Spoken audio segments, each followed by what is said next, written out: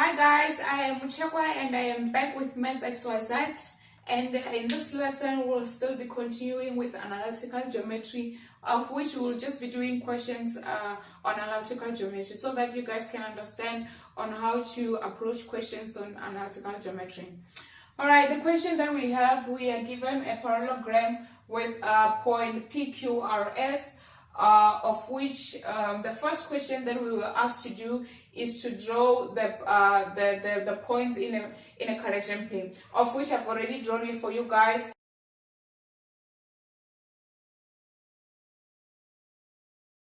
Remember, when you are drawing those points in a parallelogram, use the same scale on the x-axis and the y-axis. That's the first step that you must always remember. And another thing that you must always do is always draw your points on a scale and using the same length on both the axes, so that you can have a view of how your parallelogram looks like. So because we can already see how the shape of these points when they are combined together looks like. All right, and the second question that we are asked to do is to find the distance between PR and also between QS. These two distances that we are asked to do, they are the diagonals of these parallelograms. So let's find the distance first between PR and C, and after finding that, we can also find the distance between QS, which are the diagonals of this parallelogram. Alright, the first one, which is for point PR. Remember, the distance formula is the square root of x because we are finding between PR, it will be x of R minus x of P squared plus y of R minus y of P. Alright guys, it doesn't matter if you start with P or with R, as long as you always keep the same format when you are continuing with your equation. Alright, so here it will be xr minus xp, of which it will be 3 minus 2, it will be give us a positive, so it will be 3 plus 2 squared, and when it comes to y, it will be 1 minus 6 squared. So here we'll have a square root of 3 plus 5 squared, it will give us 25, plus 1 minus 6, it will be negative 5 squared, it will give us also 25. So this, it will be equals to square root of 50. Alright guys, now we have a square root of 50, writing it in a such form that will give us square root of 2 multiply into 2. Sorry guys, it will be actually, it won't be 2 root that. Sorry guys, remember it will be like 25 multiplied by 2, and we know that the square root of 25 is 5, so the answer will be 5 root 2. Alright, and then finding that this is the distance between PR. Let me write it here guys. PR distance is equals to 5 root 2 units. Alright, and the next one that we must find is to find the distance between QS. Alright, let me just erase this so that I can make a space, and I'll erase the P and the R there so that I can replace it with QS. Alright, the distance between QS, it will be x of S minus x of Q. The same with Y, it will be S and Q then. Alright, and then with the first one with the x coordinate, it will be negative 2 minus 3 squared plus, when it comes to y, it will be 1 minus 6 all squared. And then minus 2 minus 3, it will give us negative 5, of which squared it will be 25. Plus 1 minus 6, it will be negative 5 squared, it will be 25. So it is the same, of which we will still get 5 root 2. Alright, this is for QS. I will still write it here. It's equals to 5 root 2. So the diagonal lines are actually equal. The length of the diagonals are equal, of which is the diagonal PR and diagonal QS. They are equal in this parallelogram. Alright guys, so this was the second question that we are asked to do. The third question, it says that we must find the midpoint between PR and also the midpoint between QS. Alright, finding the midpoint between, we'll start with PR. It will be x of P plus x of r. Okay, let me just write the equation down. It will be x of p plus x of r divided by 2 into, this is the x coordinate of the midpoint. The y coordinate of the midpoint, it will be yp plus y of r divided by 2. All right, then here we're gonna have xp, of which it will be negative 2, plus x of r is equals to 3 divided by 2 into the y coordinate, it will be 6 plus 1 divided by 2. So the negative 2 plus 3, it will actually be 1 over 2 into 6 plus 1, it will give us 7 over 2. So these are the coordinates of the midpoint of PR. All right, now let's find the midpoint of point QS, which the equation is still the same as this one. It says that for xp, it will be the x of q, and then for r, it will be the x of s. So I'll just write numbers in. I'll just plug in the numbers. It will be negative 2. This is between these 2 points. So it will be negative 2 plus 3 divided by 2 into 1 plus 6 divided by 2. So it looks like the answer is the same, because negative 2 plus 3 is still 1 over 2 into 7 over 2. All right. So the midpoint between point PR and also the midpoint of QS, they are equal. It's 1 over 2 as the x coordinate, and the y coordinate is 7 over 2. All right, it's the same thing as the distance. The distance are equal between the 2 points for the two diagonals. All right. Let me write this. The midpoint, the midpoint of point QS is equals to the midpoint of point PR, which is equals to 1 over 2 is to 7 over 2, guys. All right, so continuing, the third question that we are asked to do is to find the gradient between point PR and also the gradient between point QS. All right, the gradient, which is also denoted by the letter M, between point PR, it will be, remember, it's y2 minus y1 divided by x2 minus x1. All right, starting with P as my y2, it will be y, which is 6 minus 1 divided by 3 minus 2, it will actually give us plus 2.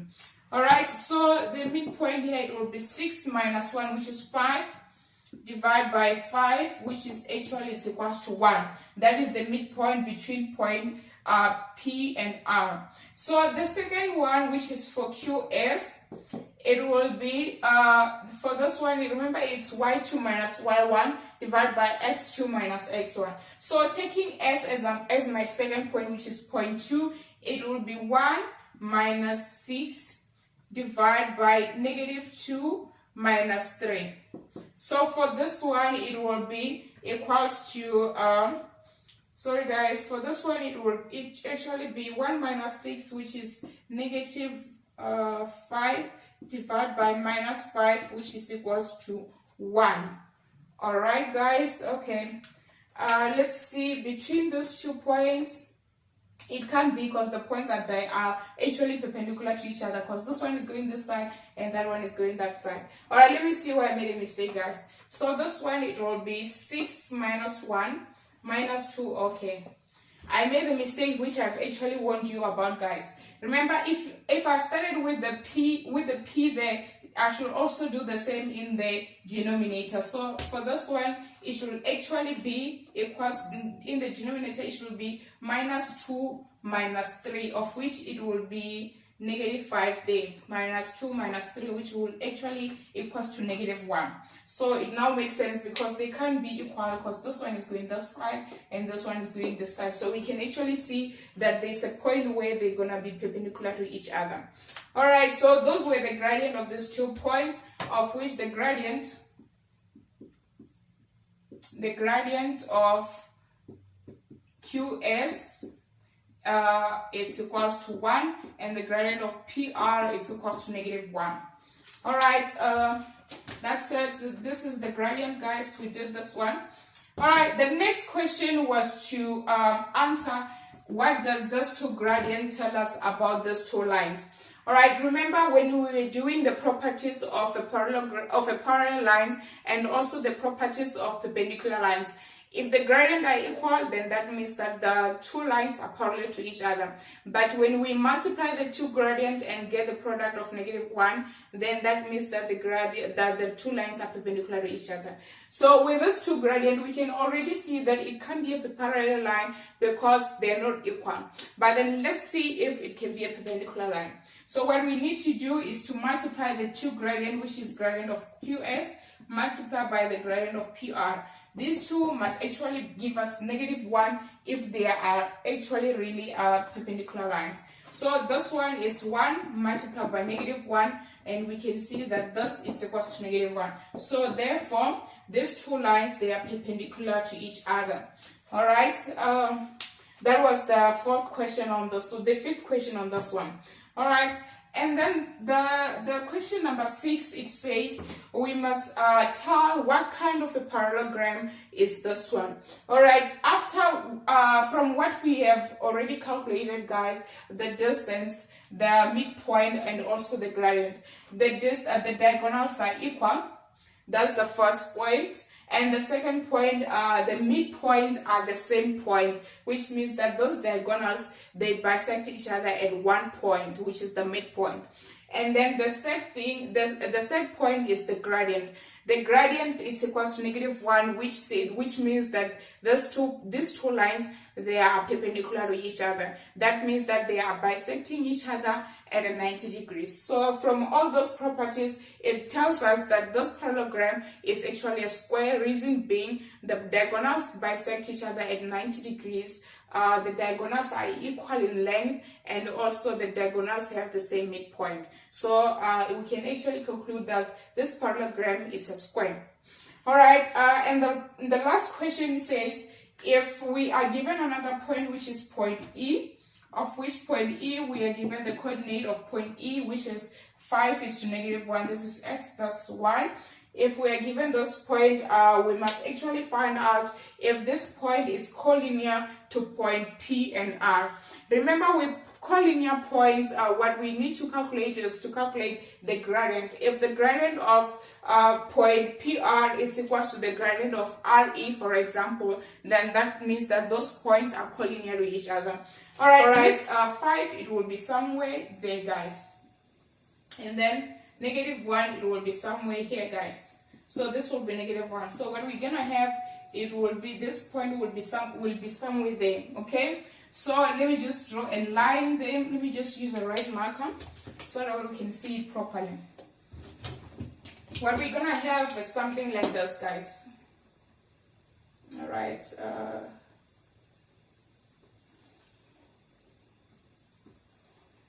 So these 3 lines, these 3 points, they are in the same straight line. So this is 5 is to -1. This is the third point that we're given. So it says that let's find out if these 3 points, they are collinear to each other. To find out if they are collinear, we must calculate the gradient. All right. So the gradient that we're gonna calculate is to calculate the gradient between point PR, of which, guys, we have already calculated that gradient, of which between point PR it's equal to -1. And the second gradient that we must calculate is between point PE or RE. So we can just choose which one to take.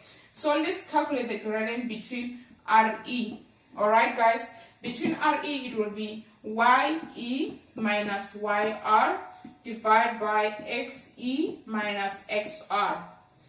All right, and then YE, it will be -1, and YR, it will be -1. All right, divided by X of E, it will be 5. Okay, guys, that will be -1, and this will be 5 minus 3. All right, so this one, it will be -2 divided by 5 minus 3, it will actually give us 2, of which -2 divided by 2, it will be -1.